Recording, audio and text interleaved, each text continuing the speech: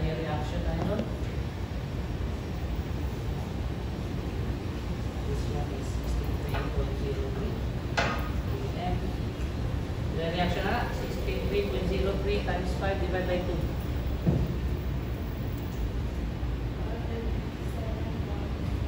Diba? 157.5.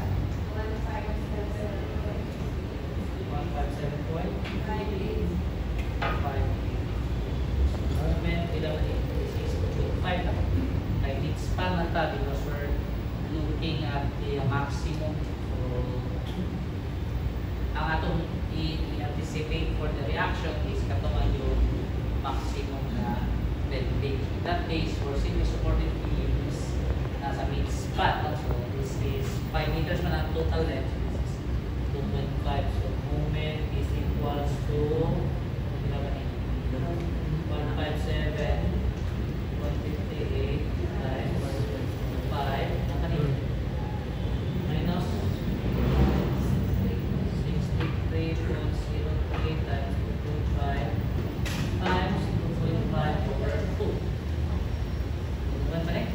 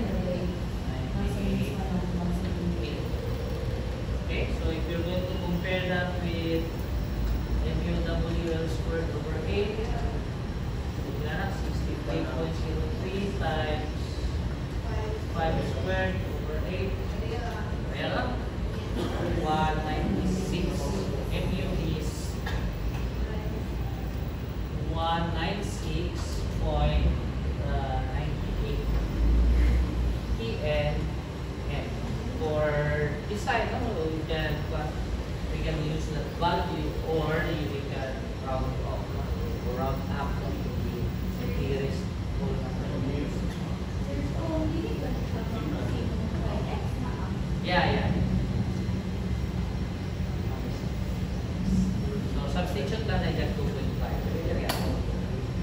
Tako lang yung diretso. Ako sa diretso. Because we're looking at the maximum bending. Sure man tanong ako simply supported the bending, the maximum bending. It's fine. So, we can either use this or we can round up to 200. EM. Hindi na ako. Wala yung quick na mugyan. 200 EM. So this will now be used for this game. Okay. So 196. Or ato na lang. Para lang. Ito na lang i-gamitin ako. Actual. Dito na yan. So that MU there. Let's just use 196.98.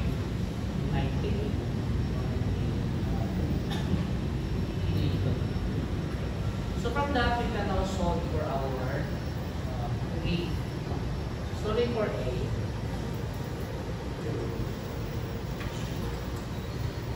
solving A, we now have 196.98 times 1,000 squared for the conversion, because we will be needing newtons and millimeters per units. So you have your reduction factor at 0.9 times 0.85 times our FC prime, which is 30, times our FC prime is 107 newtons per square millimeter, since it is in pascals. You have your A, which we don't know, times A, and then our B is 330 mm, and then we have our T, which is 380 mm minus 8 over 2. So using your meters, you can solve for A. There are 2 roots. Okay. First measure na 6 so. Yeah, we got 2 shapes. So, just be careful no, na ma-solve niya. 0. 0? 0 man.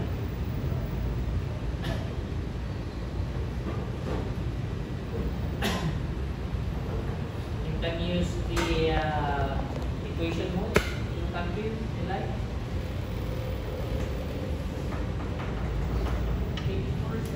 Ilan? 84? 84. Yeah, so that's the ang isa na is 100 kapin yata. 84 pila to? 74. Yeah. Kuha mo? Dili. Bakit? Ako, meron. Ay, isa lang ito nga. Okay, shift solve man. Because if you're using the equation, you will have to use it because quadratic. Dili 100 ang isa, o mas na po yan ang isa, wala pa siya tag 450 ang isa.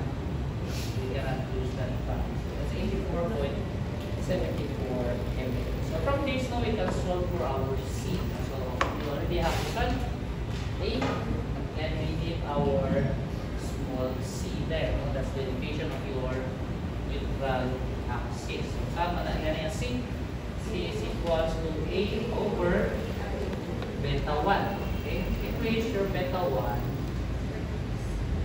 simple lang natin siya if 17 to 28, so 0.85 ni siya.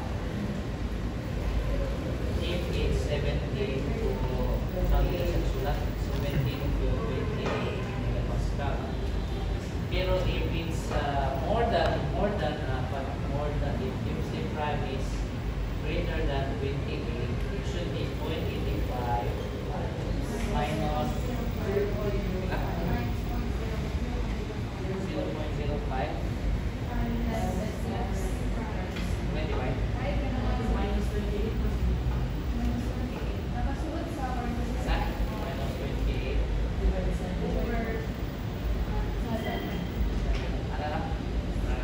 so in this case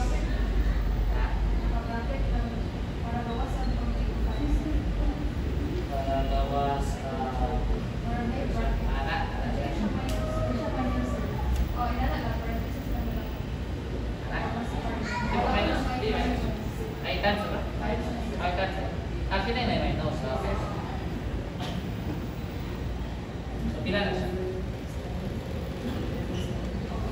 so we have 30, no? 30 at 30 at MC prime.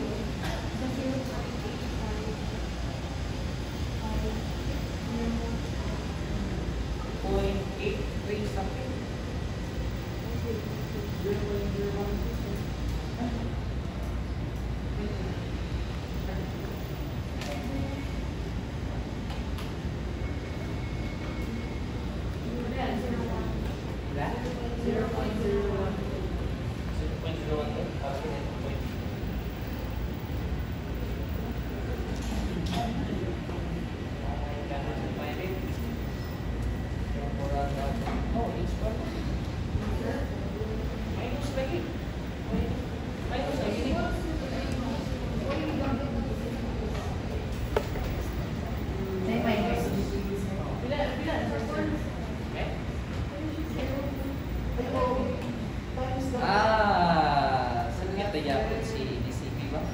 23 so minus ni siya.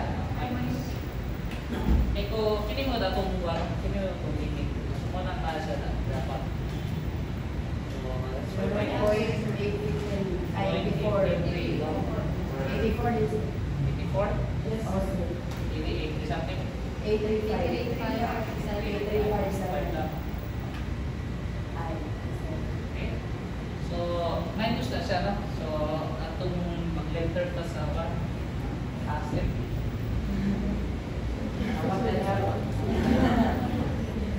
Sa'yo. Top-notcher kami sa board, pero sa'yo pa ito.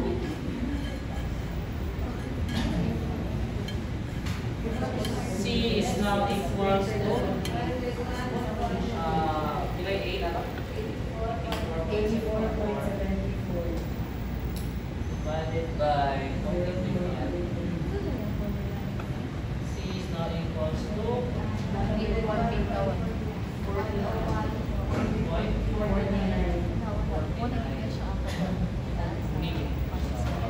Bigay lang.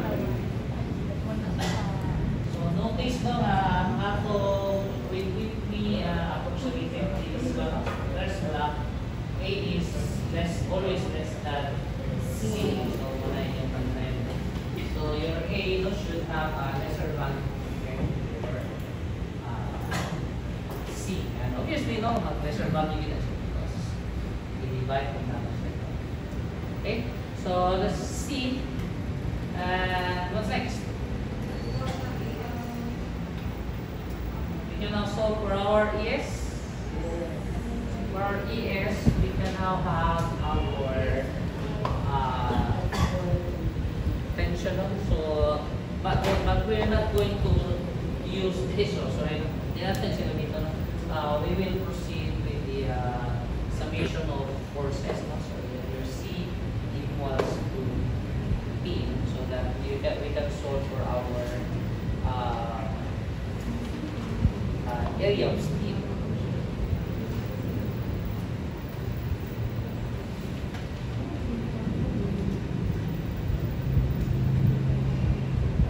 But before that, no, we need to check if it's singly reinforced or doubly reinforced. So this is actually a part of the process, which we also need to mention last time. So we need to check if it's singly reinforced or doubly reinforced. So again, no, kung singly, no, if this is your tension zone, you only have reinforcement at the tension zone. Okay?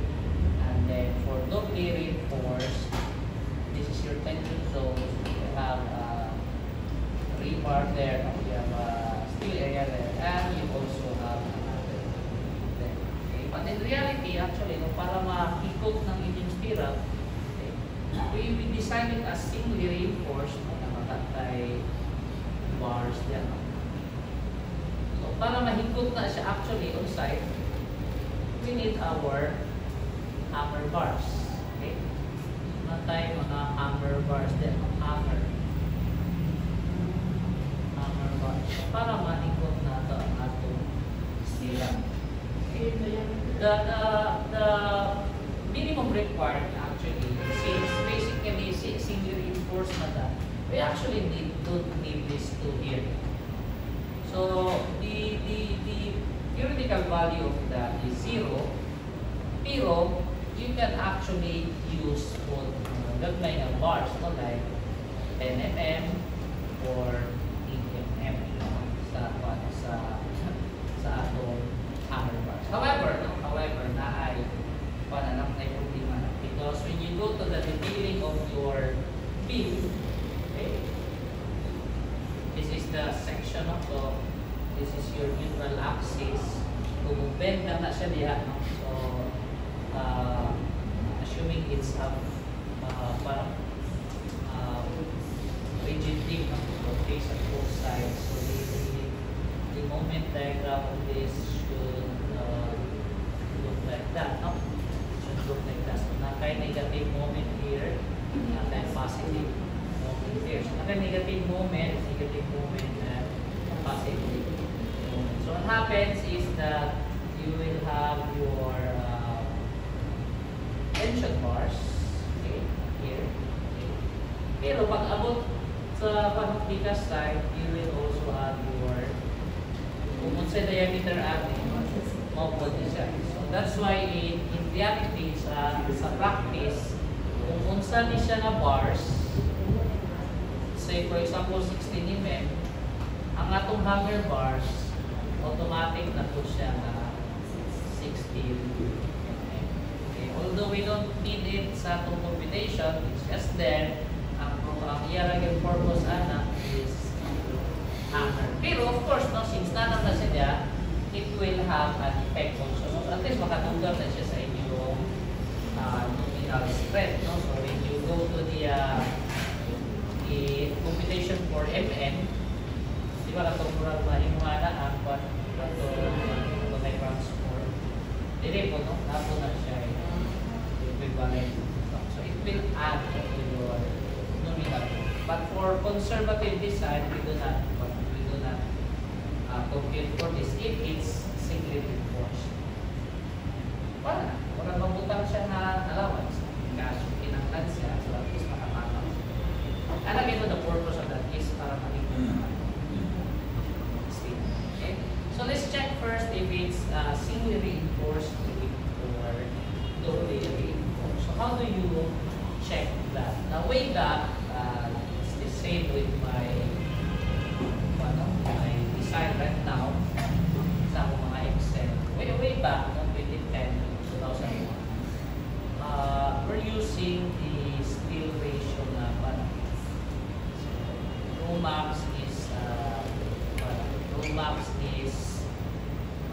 0.75 of our row balance. Again, the row there is your steel ratio. So that's the ratio of your area of steel divided by area of concrete. Okay? But this is no longer used now in ADC 2015. But rather, you are looking back to our strain diagram. Okay? In which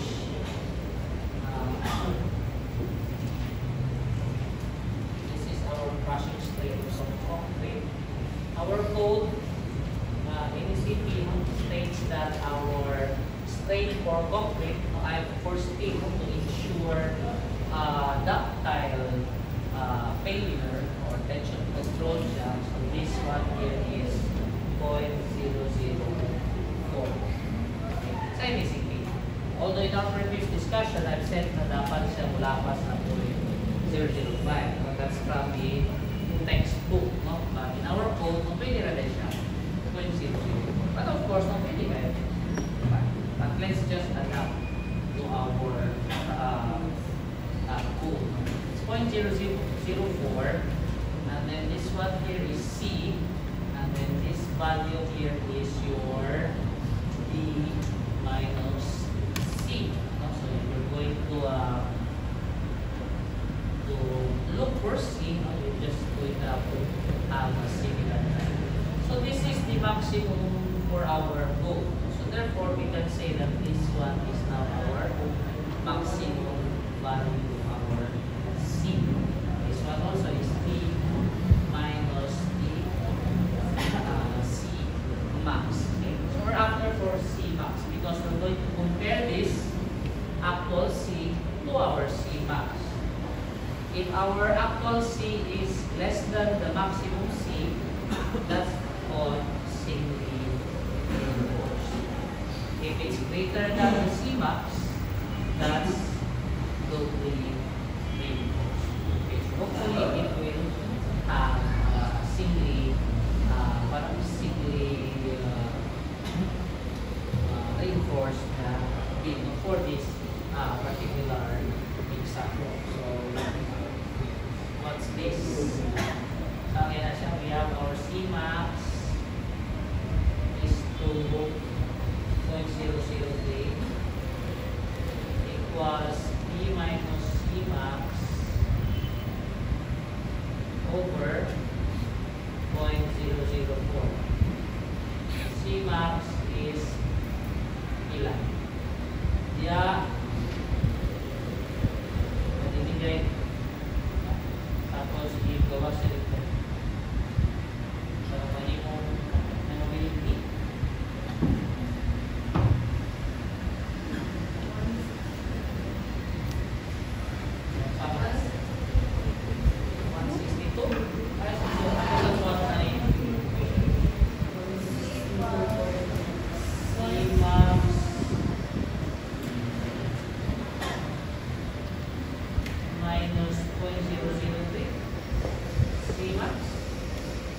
equals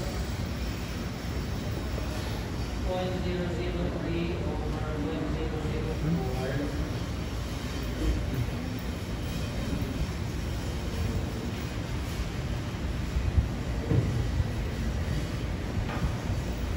Okay.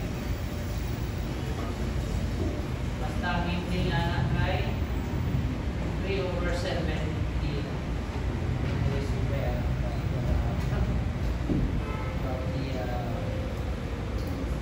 We're going to simplify this, or you can just simply substitute values right away. So your C max is equals to 1.86. Okay, so saan man C actual is less than C max, therefore it's yes. Movements po, simplified form naman ito. 64 up.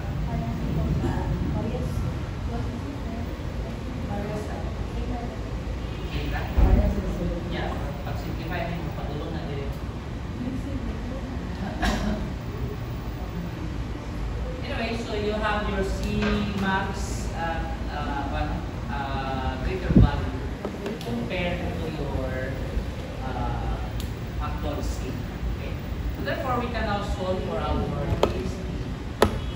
solve for our area of C. Okay? So in other sources, no, this is labeled as E because tension still area for the tension. So for now, yes, later on, is prime dito na parang sa compression side. For now, let's have this. To solve for ES, going back to our stress diagram, C is equals to P. So you have your 0.55 FC prime, what's A? 84.74 times 3 of 300. 0.85 FC prime B equals ES times 413.7. So you have your ES.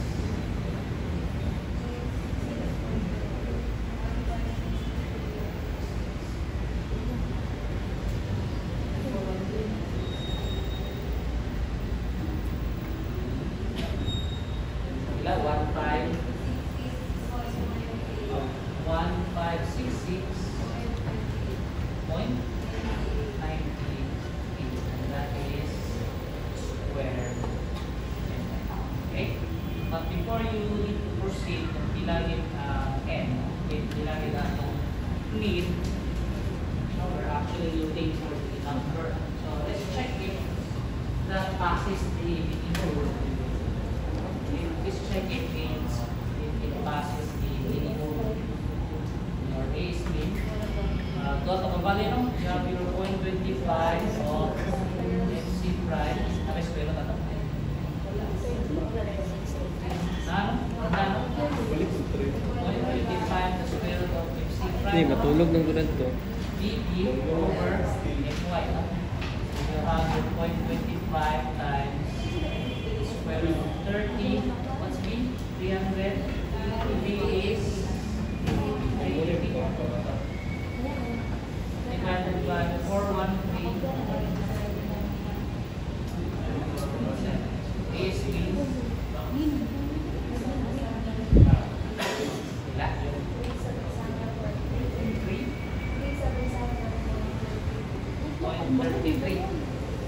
okay, so pasar. No? Let's look at the other one.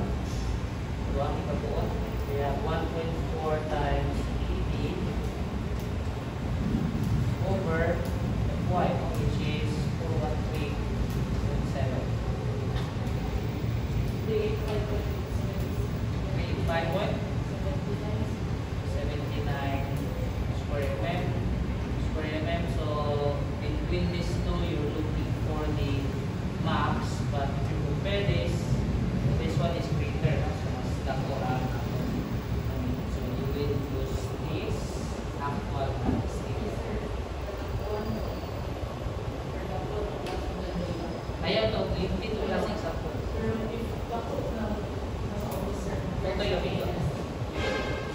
So whichever the highest. Ang piliyon ani, mas dako. Kung kinsa na mas dako ani, compare na ninyo sa actual na speed. So kung mas gamay ni compare sa ani, kini ang pipili mo man siya. But in this case, this is the bigger value. So therefore, your ES for detention state is 156.88. And therefore instructed to use 16 mm. So N is equals to ES divided by the area of your 16 mm. So bilang mo? 7.79 9.79 ang kabilya. So this would be round up. So round up kabilya in kabilya. Bahala pa na diya 7.1. Kung 7.1 ang itunga diya, you will round up to 8 na diya. Kung 7.03, ikaw na gimabuot na ako 7. Mayroon this is mahal ko diya 16 mm na kabilya. 400 na pieces. So 8 pieces.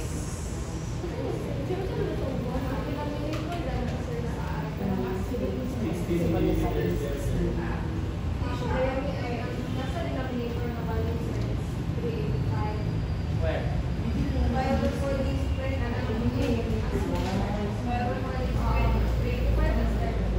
What? Yutan. 5 over 4. 63.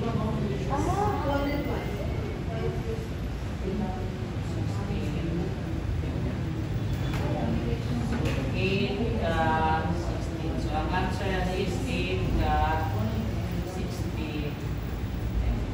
So saan na ito nag-detail? Na 8 kabuok. 8 kabuok. Obviously, you cannot line up that sa isa pa direction. Napay additional anila. Napay additional kuwaso na yun. Nabong 8 pa. Alip sigo. 1, 2, 3, 4, 5, 6, 7,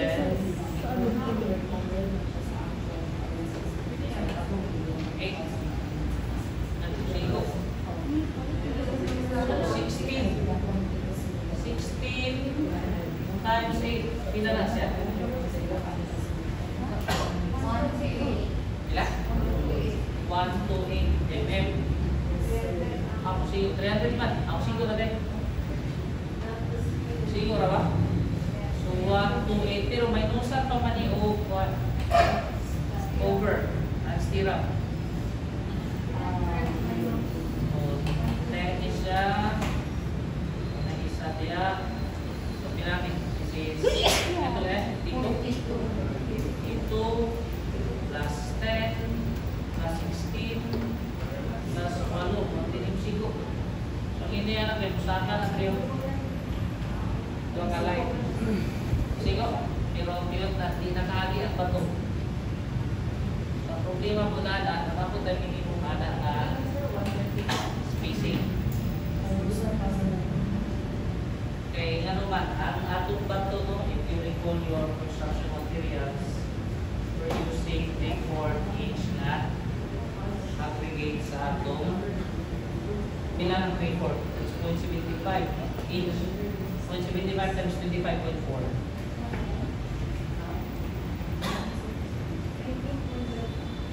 19 point.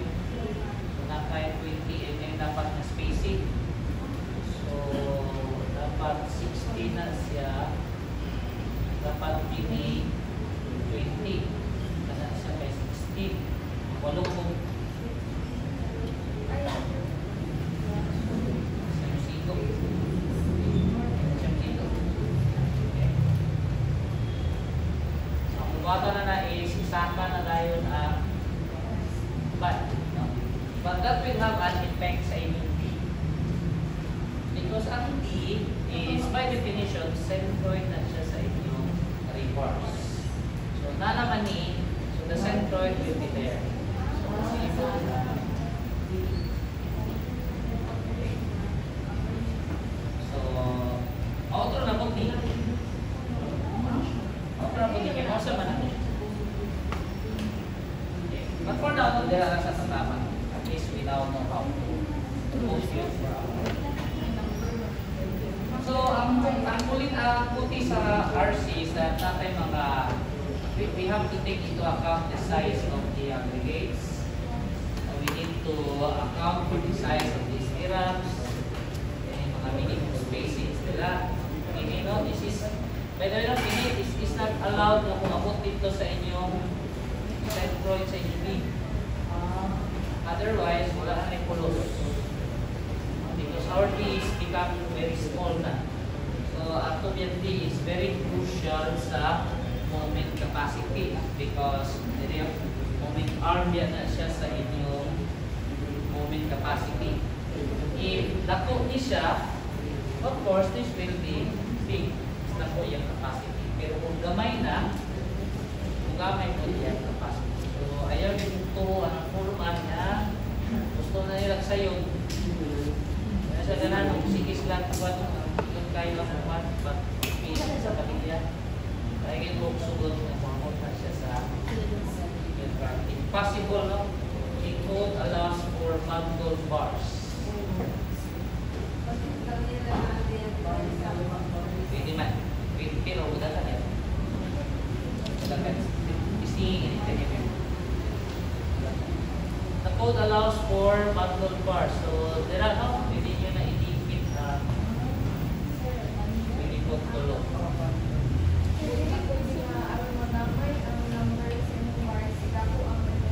Pwede para ko na rin. So, muna na siya ang next na step. If available 20 mm. So, swell like 20 mm. Kailangan ko pinanggan. Or 25. But take note na the bigger the diameter of the bars, mas dadhan ko ng labor required. At naman, may pilon, ikukod man na siya sa side. Okay, so 5 na lang kung 20. So yan na rin yung engineering judgment. Judgmental. Okay. Pero take note kung 20, no, I think sa code, 20 na ang imong kamilya, you are forced to use na dahil 12 mm for the ito na po ito.